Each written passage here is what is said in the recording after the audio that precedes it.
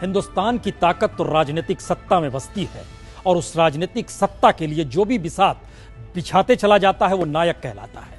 और मौजूदा वक्त में क्या टेलीविजन की स्क्रीन पर आप देखते होंगे, क्या सड़क पर सुनते होंगे, क्या संसद के भीतर जो आवाज सुनते होंगे, हर आवाज कैसी आवाज को आगे बढ़ाती है। हिंदुस्तान के मुद्दे क्या हैं? वो मुद्दे कहीं हाशिए पर क्यों चले जाते हैं? आइए इस रिपोर्ट को देख लीजिए। कुछ लोकतंत्र की तस्वीर में से और धुंधलका छटेगा। गांव में अगर कब्रिस्तान बनता है तो गांव में स्मशान भी बनना चाहिए।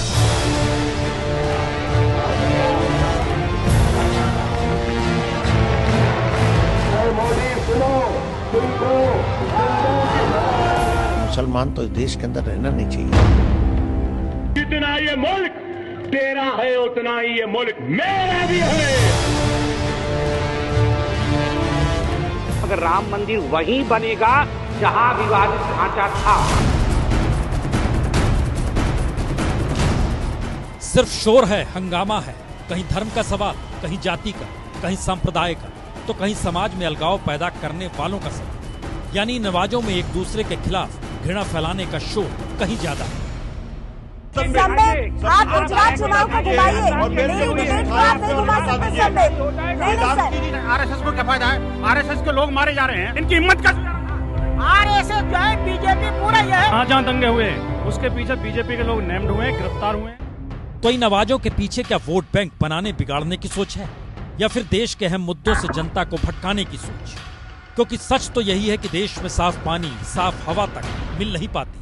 भूख से मौत का सिलसिला लगातार बढ़ता जा रहा है, फिर भी ये मुद्दे नहीं बनते। WHO की रिपोर्ट कहती है दूषित हवा से हर घंटे 206 मौत हो रही है। दूषित पानी पीने से हर घंटे 73 मौत इस देश में हो जाती है, पर यह देश में मुद्दा नहीं बनता। और तो और इंटरनेशनल फूड रिसर्च इंस्टीट्यूट का बीते बरस का हंगर इंडेक्स का सर्वे बतलाता है दुनिया के 119 देशों की कतार में भारत का नंबर 100वां है।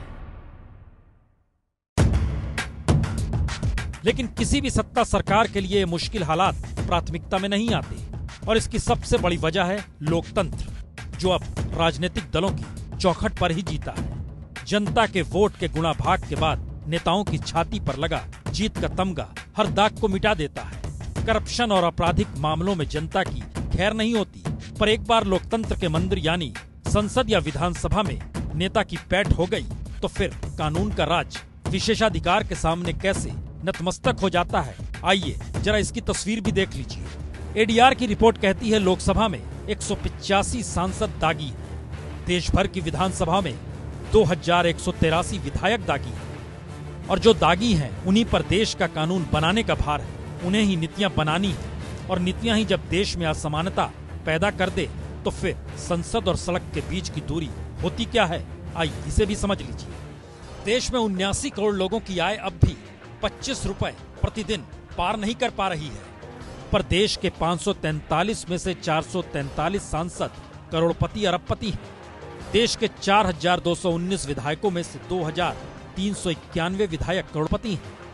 तो जनता से सरकार या कहें जन की जरूरतों से तालमेल कैसे चुने हुए प्रतिनिधियों का बनेगा, ये सवाल तो होना ही चाहिए। और सरोकार नहीं है तो फिर सिर्फ सियासत होती क्यों, कैसे होती है? आइए अगली रिपोर्ट में इसे भी समझ लें। खबरों के दौर में ना रहिए बेखबर, हर खबर की हम लेंगे खबर। मेरे साथ जुड़िए रात 9 बजे मास्टर स्ट्रोक सिर्फ ABP न्यूज पर।